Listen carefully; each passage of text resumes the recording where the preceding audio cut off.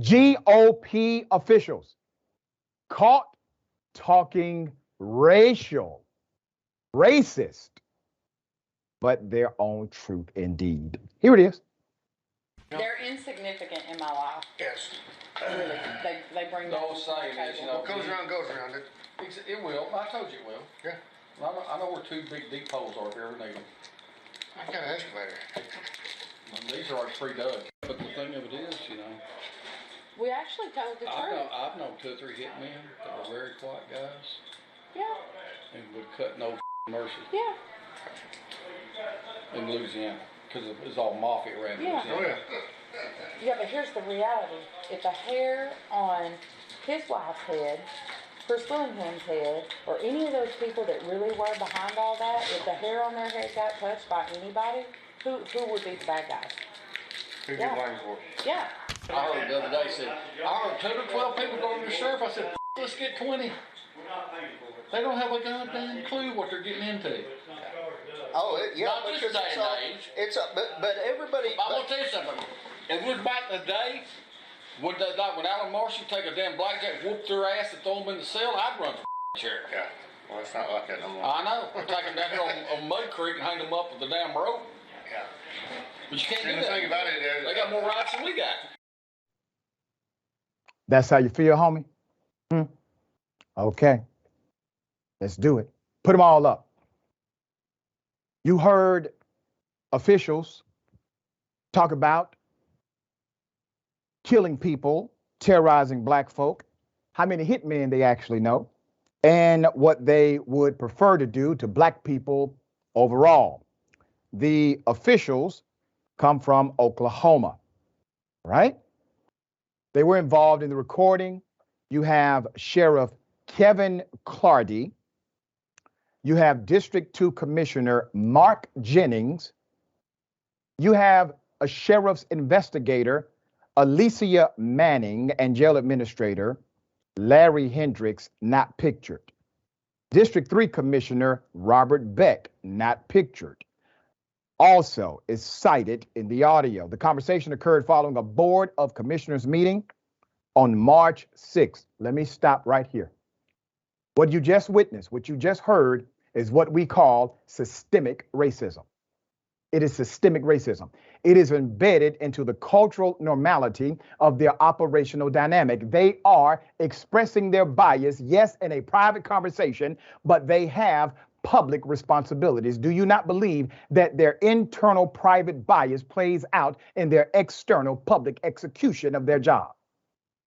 That makes it systemic.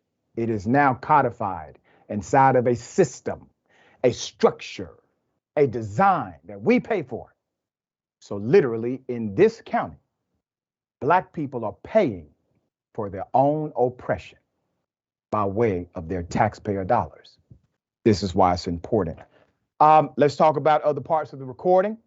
All right, the transcript suggests that the group first started discussing a recent fire which killed a woman and her 2 dogs. The group joked about the woman's body parts falling off her body, and that it is similar to eating barbecue. So we get her in the body bag, and Kylie goes,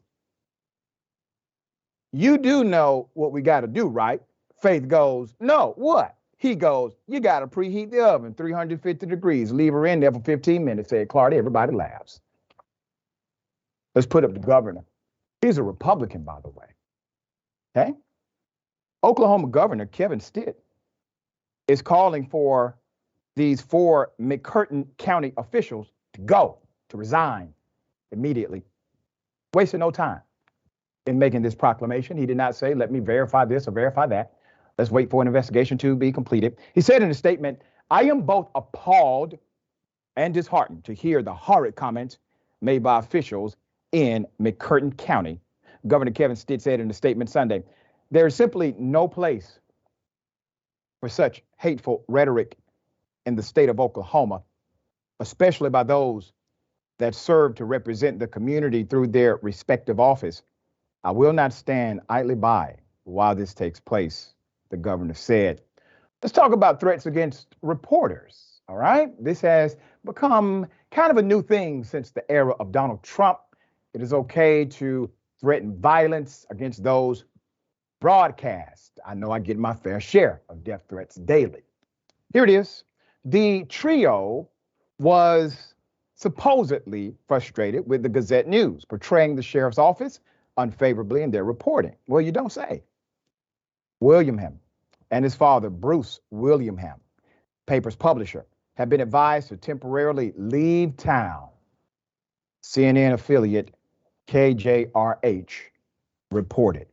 For nearly a year, they have suffered intimidation, ridicule, and harassment based solely on their efforts to report the news for McCurtain County.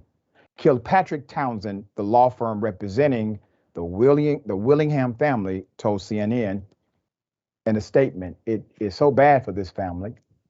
They have been encouraged to leave their own community.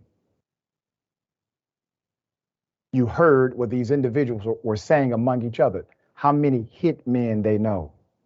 Not one person in this conversation said, whoa, buddy, wait a minute. What do you mean?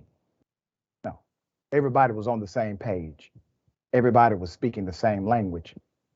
You see, when the book is written for you, you don't need a particular organizing structure in order to be an organizing structure.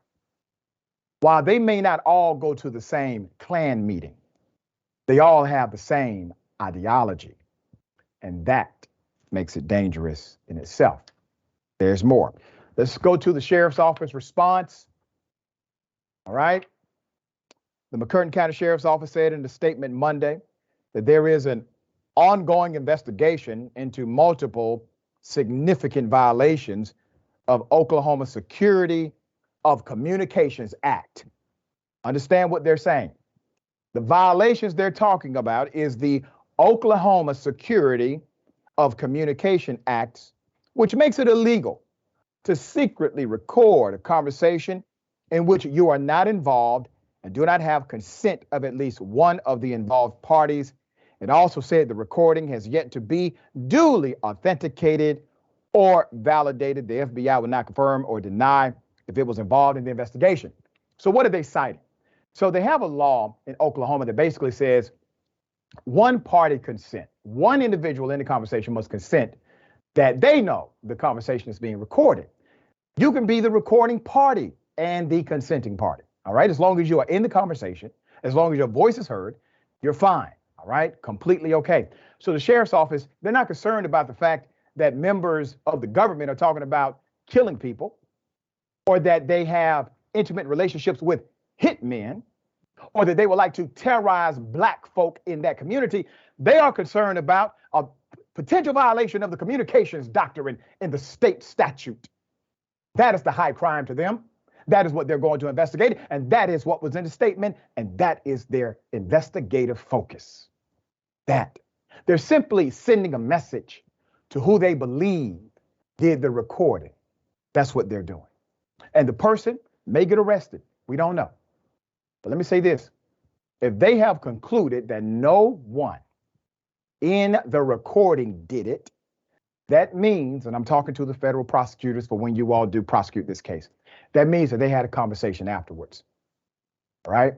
It means they had a conversation afterwards, which also means they had to coordinate that conversation. Text messages, phone calls, maybe emails.